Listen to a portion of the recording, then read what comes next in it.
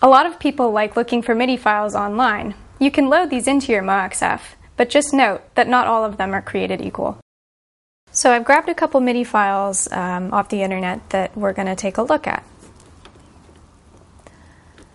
The Moxf can load and play a MIDI file in either pattern or song mode. A MIDI file, which can also be called a standard MIDI file, .mid or SMF, is really like a doc file for music. It's just a format. Although there are some rules and recommendations on how to create a MIDI file, very few of the files you find online actually follow them. The two most important things in a MIDI file are, 1, that it calls up a general MIDI or GM bank on the sound source you're playing it back on, and 2, that individual parts in the file call up the instruments that the creator of the file intended. So let's take a look at the first MIDI file. I'll hit File, make sure you're on F3, which is Load, and I'll scroll to Song. And this first MIDI file that I'm going to load is a classical file, or is supposed to be a classical file.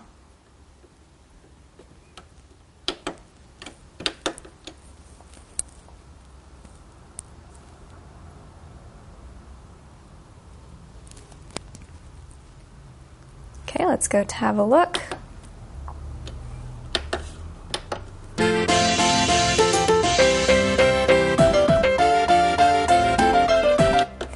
As you can hear, it's not calling up the right sounds.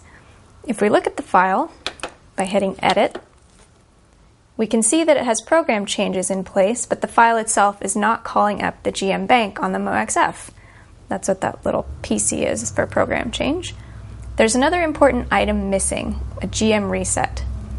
A GM reset message looks like this, and it resets the GM sound source back to its normal settings. So I've actually loaded in this file after having put a GM reset in place, and let's hear what it sounds like.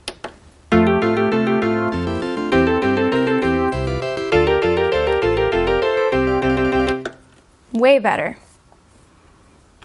So let's have a look at the other MIDI file that I grabbed.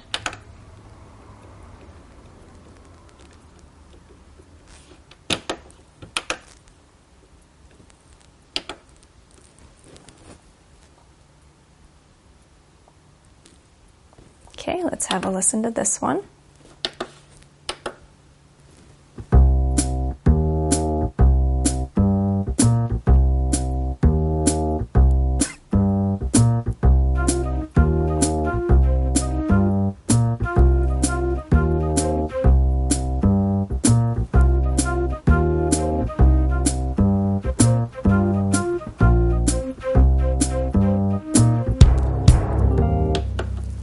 Alright, so in this MIDI file you can clearly see the GM reset message, plus a good deal of other data. So this file, as you heard, is way better. Technically, all of this setup data or header information is supposed to be in measure 1 of the file, but on this file it's more spread out, and at least the data is there, so the file sounds correct.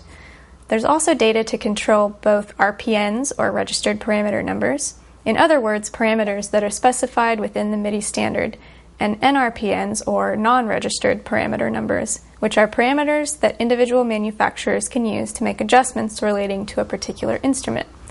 This file was probably created for a Roland instrument because 41 is Roland's manufacturer ID. You can see that 41 right there. If the Moxf sees data relating to a non-Yamaha instrument, especially NRPN data, for the most part it will simply ignore it.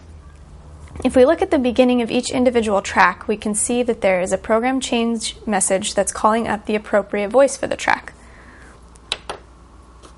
So you can see the PC on most of these tracks. This file sounds pretty good on the Moxf, but there are many more voices you could use in place of those just in the GM bank. I could simply go to the mixing page and change the voice. But the problem is, if I go back to the top of the file, the GM reset and program change information will override my changes. As you can see there. So the solution is, if you want to retain changes made to voice selection, or indeed pan or track volume or effects in a MIDI file, you will need to erase the MIDI setup data at the beginning of the file and let the Moxf mix have the final say.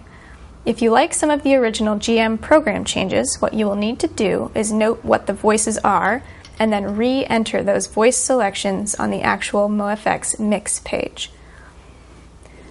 If you simply erase the setup data before re-entering this information on the mix page, you will find every track just calls up a piano, and it will be a hassle to figure out what those voice assignments were.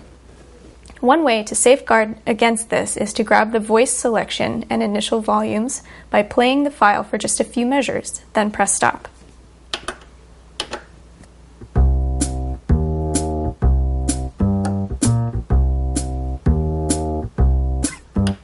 So as you can see, all the program changes were in effect. Now you can capture the current mix condition in one of the Moxf's 32 mix templates. This can then be called up and applied to your current song or pattern. So from the mixing page, you want to hit Store, F2, which is template, give it whatever name you want, hit Enter, and Enter again.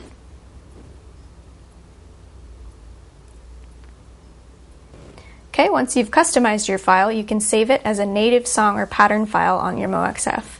Once saved, this file will no longer be a MIDI file for someone else to use on another type or make of instrument, of course. It will only be readable by and relevant to a Moxf.